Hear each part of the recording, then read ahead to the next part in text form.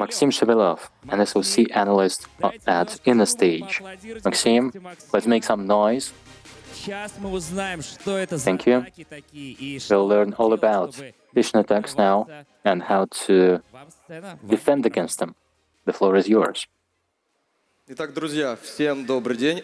Hello, friends. I'm glad to see you all here today. Let me start with a quick fact. During the 25 minutes of my speech, scammers will make several 100,000 rubles while we have this pleasant conversation. My name is Maxim. I investigate cybercrimes. I've been doing it since 2022. Let's get down to it right away.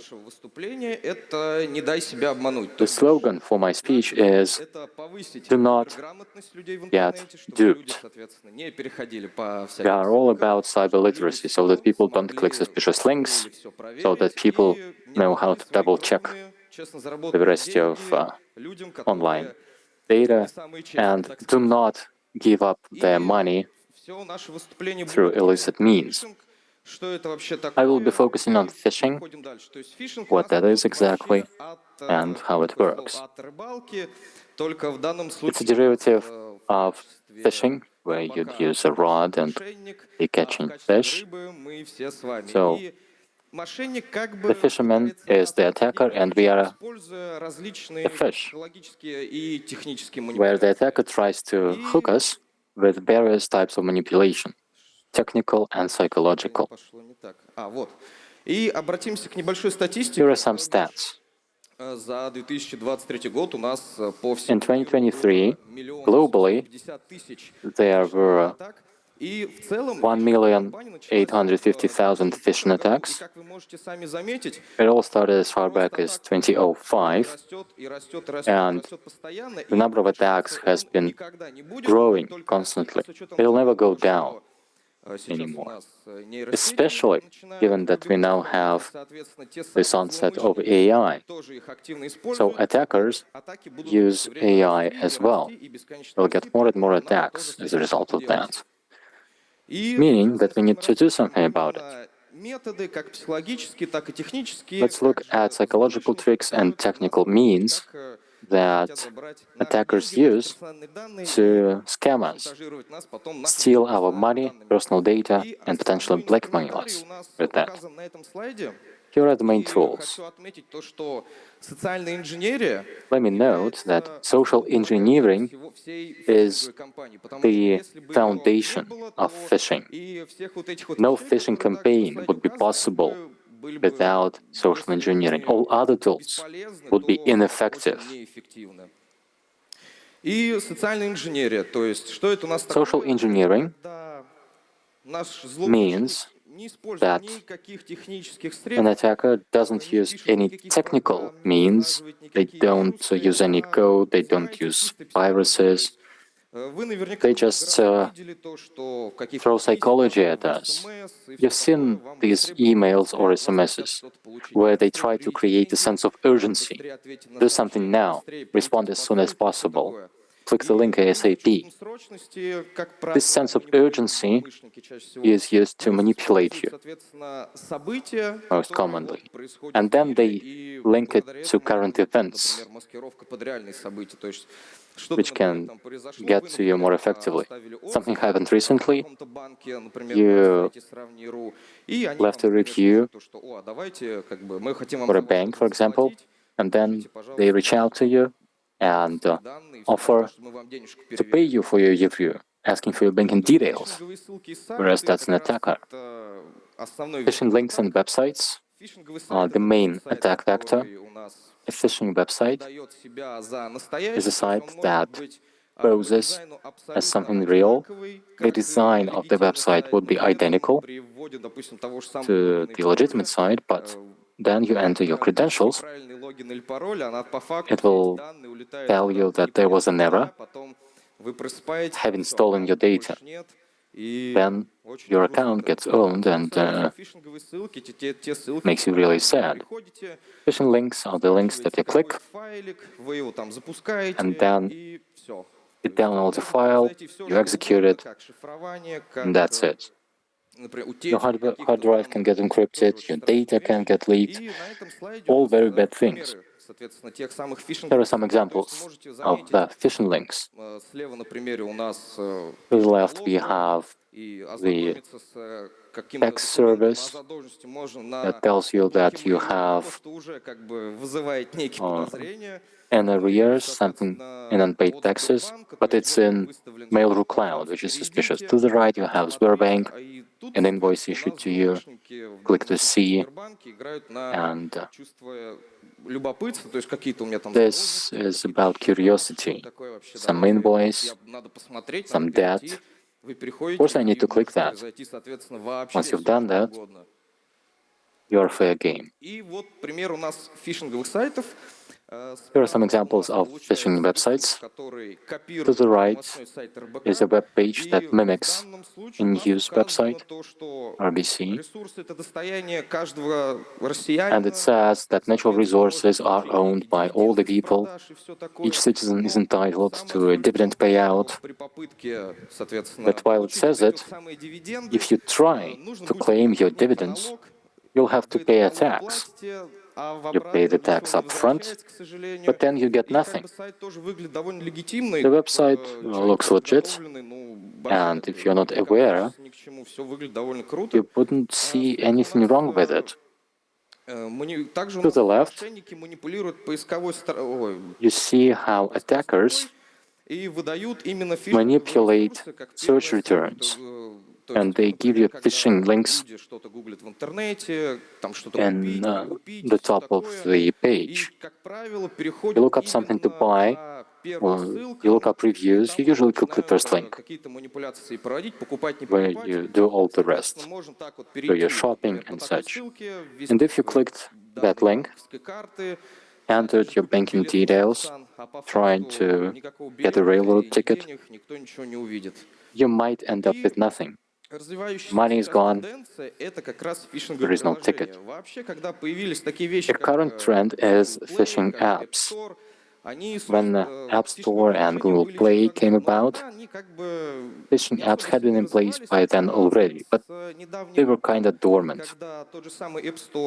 Since recently, after App Store and Google Play began removing official banking apps from Russia, attackers started using this very actively. These are all fake apps, mimicking a Sber, Tinkoff, BTB, where the attacker just show you ads that they get paid for.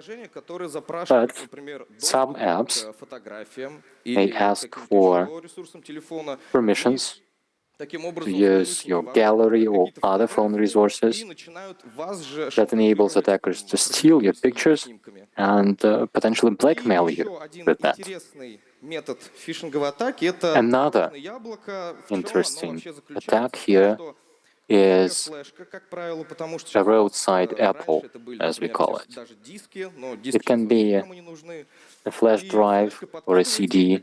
Well, CD is obsolete, but you just scatter these flash drives where there are a lot of people, near an office building, for example. The idea is that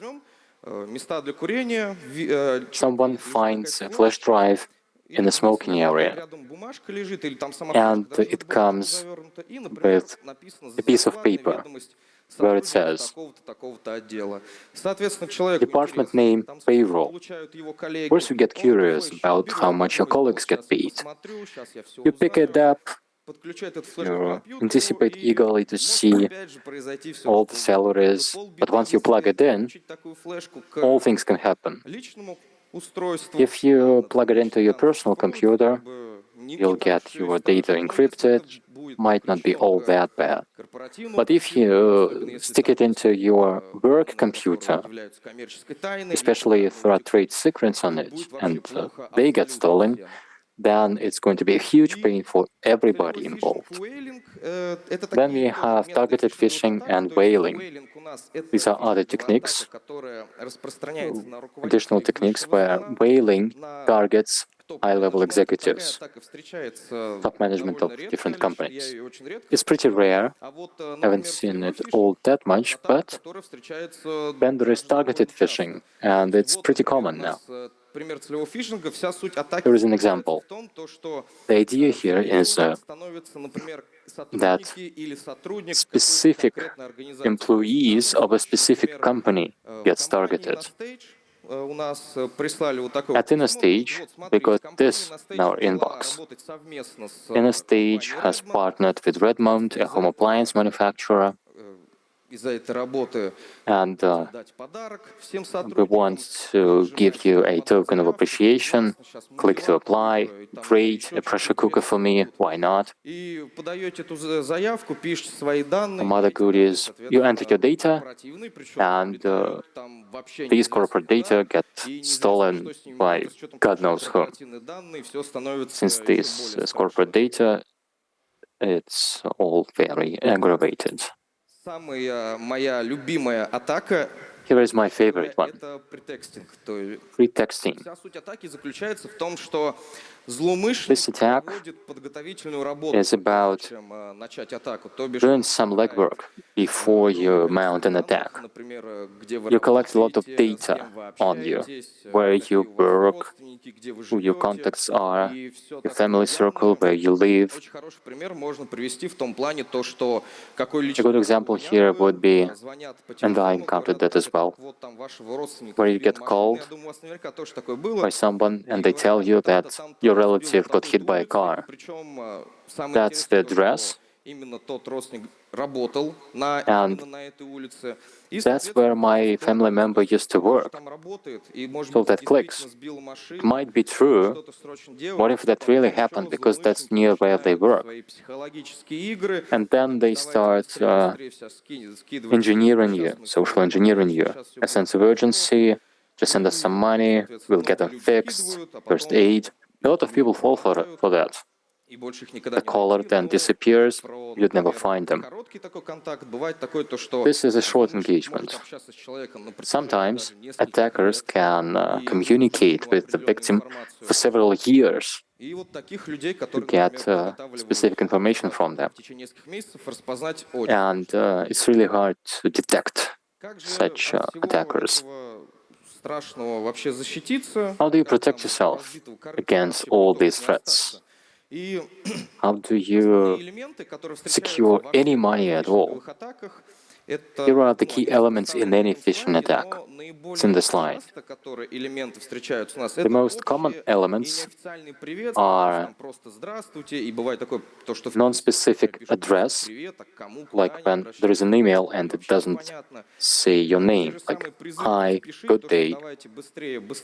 The sense of urgency, where they tell you to do something as quickly as possible, to make it good.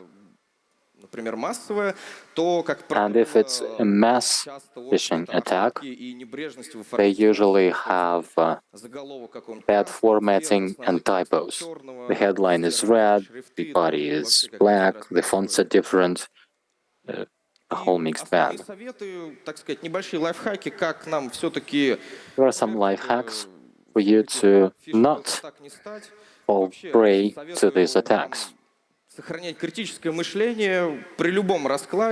Practice critical thinking.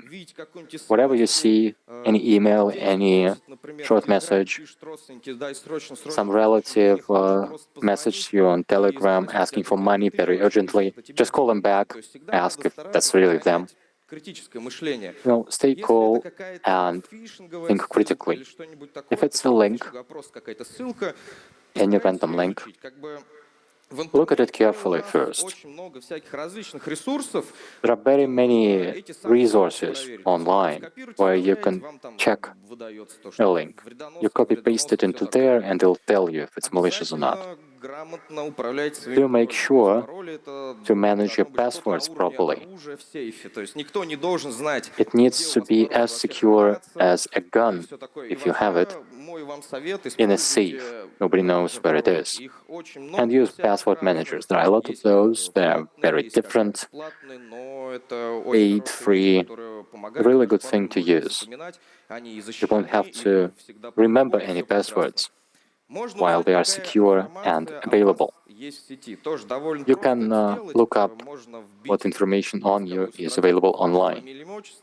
Just search your name, the city where you live, and you'll see most of what's online. If you want to see it all, you can then actually delete it if it's in publicly available sources. You just make a submission to specific authorities, and this means that attackers will not be able to put together a background profile on you. Never click a link. If you see that it's suspicious, just go away. A big no-no. Then keep up with your updates. Vulnerabilities are there in any software, and usually they get patched with updates.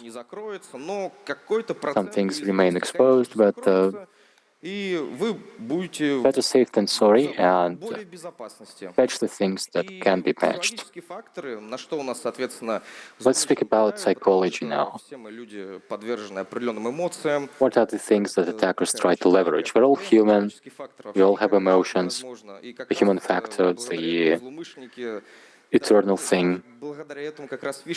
And that's actually why phishing attacks are the most common globally, due to the human factor. Usually, attackers try to get to you through fear.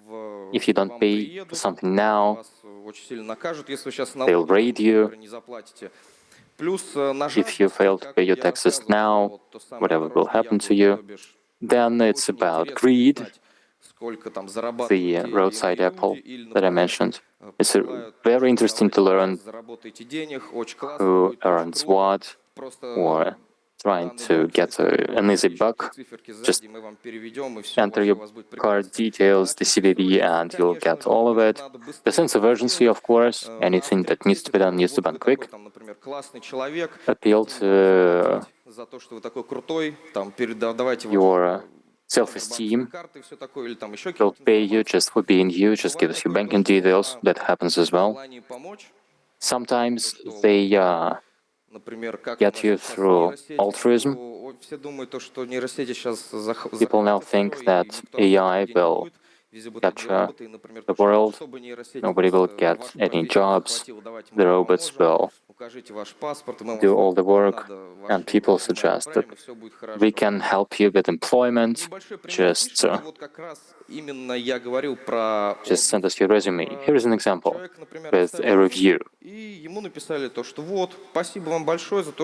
So if you left a review, here is your reply. Let us pay you for this great review. That's, of course, shameless scam. Please be sure to, tell us the number of your card and all the requisites. So, of course, the bank that deals with the money would not pay something for someone for free. And the desire to help is also suspicious. Like, I couldn't call you here, get through to you, and we will tell you about how not to lose your money. And just for convenience, we've gathered all the documents in this archive. And of course, if you download this archive, you launch it, and then you lose all your data, all your money, and all your important information. And in the conclusion, let me say that in any case, if you see something suspicious and you don't know the topic, just call someone and get an advice. Security service of the bank? Okay, call back. And check if the thing they announce is really going on. And keep learning, keep studying. Cybersecurity basics are very simple to learn. There's nothing hard about it, nothing too complex. And it's very easy to protect yourself against the phishing attacks. So maybe it will take you a week, but you can help your relatives that are affected by such cases. Don't keep silent. Definitely discuss it if something is happening. And critical thinking, yeah, it's very useful in your life and very useful to protect yourself against the attacks. And knowledge is power. So, in the end of my presentation, we have some time. If you have some questions, please feel free to send me a message. We have the QR code here. And my suggestion is that you go through a test to confirm everything you learned. It's very simple, but it's good to check yourself against some typical phishing attacks and get better at resisting them. Well, we still have some time, if you are interested. Ой, вас вообще не слышно. Wow, I don't hear you at all.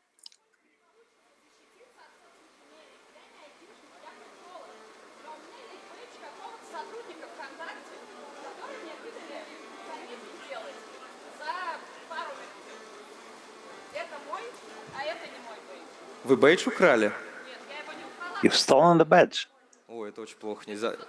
It's a terrible thing. So you are doing social engineering. Okay. It's better to avoid meeting you in those situations. So human factor is, as I said, something that is very hard to confront. Only if we become robots, we will be able to protect ourselves against all these things. Hopefully you all scanned the QR code, and thanks much for coming, for listening to my presentation. And with that,